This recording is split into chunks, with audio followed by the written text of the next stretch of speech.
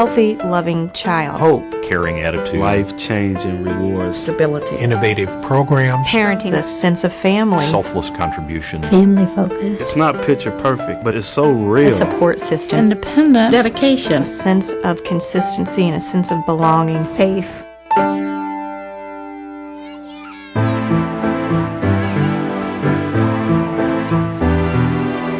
Having Amber this year has totally made a difference in my life.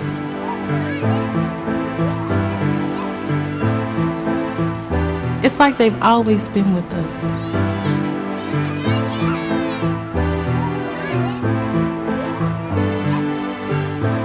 Take the children, see them for what they are, and nurture what brought them here. The Village's champions families for children. We believe that every child belongs in a family. Every child should expect and deserves a normal, growing, nurturing environment with a sustaining relationship with a parent figure. The stronger families are, the stronger our communities are. The stability in a child's life can affect everything about their future.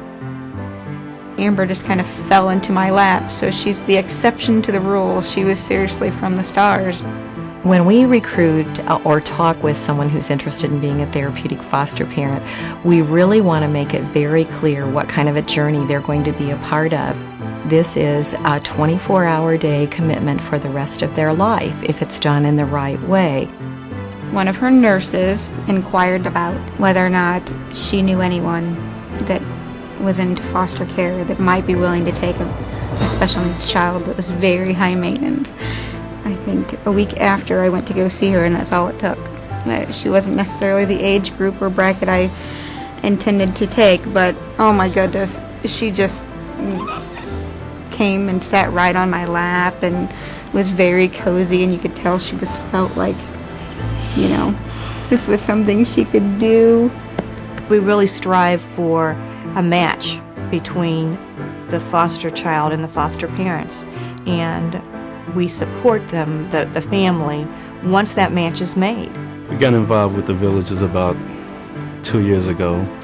We always wanted to make an impact in the community and always have another extension added to our family. I was talking to my daughter, remembering things that she did when she was little, and Joshua said the sweetest thing to me. He said, "I wish you were my birth mother so that I could have a history." Because he doesn't remember anything when, he was 2 or 3. And that really touched me. And my answer to him was that we will have memories for you. So when he's 30, I will have a story for Joshua to tell his children how he was as a child. These boys need each other, and in spite of the needs that they have, that if we can just work with both of them, then in the long run, you'll receive benefits like we're receiving. Good morning, Daddy. One of the things that we really have to work with on so many of these children whose trust has been violated because they've been abused is that it's okay to love somebody else. It's okay to begin to depend on someone else. The day I met Amanda, the Villages called and said, "We have an emergency placement. It'll be very temporary." We thought, we can swing with that. We can do that. I think the reason she chose us is because we treated her as an adult. I've been through a lot of foster homes and a lot of placements with different people, and I think my most independence came when I lived with Lisa and Chris. They really let me blossom and let me show that I could do it. This is my dream daughter, and I got her through the Villages.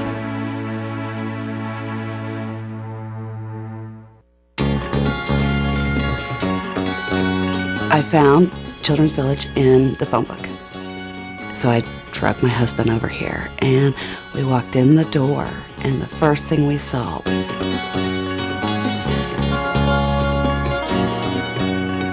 was this beautiful room, big, airy windows, bright. And my husband and I looked at each other, and we decided, we whispered, we gotta have her here. The building is state-of-the-art, and the teachers and the faculty are very dedicated to the needs of the children, and we strive to be the best program in the area. You watch the teachers, and they're genuinely interested. They love their children. At the Villages, we have a deep commitment to promoting educational success. And one thing we do is we do offer training to the foster families. I think that at some point, we got to realize we got to stop building jails and begin to nurture the kids when they're little and be there, especially the kids that have the needs. I think the thing about the Villages is they link so well with the other community services. They understand how to connect those parents, and so that is a priority for them. And that's why they have been so successful with Healthy Families. A lot of times there are young mothers involved, without husbands, often without fathers, and we help them to know how to be a mom, really. It's nothing they teach you in school. Whenever I was pregnant, Pam would come and see me, and she taught me the exercises and helped me schedule out my doctor's appointments, and she'd get on the floor and exercise with me. And she really helps me, and it really gives me more confidence to be able to take care of my kids and know what I should and shouldn't be doing. This is the most important job you're ever going to have. Let us help you do it.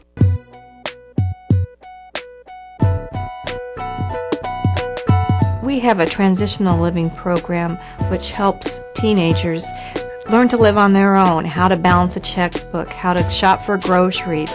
Teenagers, we think that we can let them go as soon as they become teenagers, but in fact they need grown-ups in their life, whether they're direct biological parents or grandparents, because that's the time when they're making decisions about who they really want to be and what they really want to do. If the intervention can be made early enough, it can make all the difference in terms of reaching kids and giving them hope. We strive to make sure that those children are taken care of until they're really ready to be out on their own. We don't want those children to feel like once they hit a certain arbitrary day, their support has gone away. We try and get the kids more involved in planning for their futures. So we begin the process early as we can, to identify what strengths the child has, and just simple questions like, what do you want to do when you grow up?